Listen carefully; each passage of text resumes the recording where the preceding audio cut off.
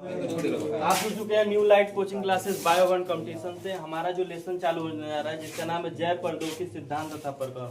ये जितनी भी टेक्नोलॉजियाँ चल रही हैं इस समय, मतलब जितना ये पूरी रूप से बनाई गई प्राकृत है वो एक नेचुरली है, वो प्राकृत ने दिया है।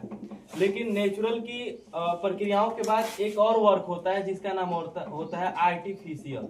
और आर्टिफिशियल का अर्थ ये होता है कि बनावटी तकनीक, और उसी बनावटी तकनीक को कहा जाता है जैव प्रौद्योगिकी का सिद्धांत। इस समय जितनी प्रौद्योगिकियों का आप प्रयोग कर रहे हो, जितने टेक्नोलॉजी का, मैंने कल ही बताया था कि अगर फूड में वर्क कर रहे हो, अगर कोई भोजन बन रहा है, ठीक है ना, एल्कोहल बन रहा है, वाइन बन रहा है, इस कितने सारे तकनीक बन रहे हैं। आपको टैब दिया जा रहा है, टैब का अर्थ होता है टैबलेट दिया जा रहा है। जैसे क्या हुआ, हमारे शरीर में किसी चीज की एंजाइम की कमी हो गई, क्या हुआ, हमें भूख नहीं लगा, हम डॉक्टर के पास जाएंगे, बोलेंगे हमें भूख नहीं लगता है, तो क्या डॉक्टर तुम्हें नेचुरल से बना हुआ तकनीक थोड़ी देता है, बना हुआ आर्टिफिशियल से वर्क करा के तुम्हें दे देगा, ठीक है ना।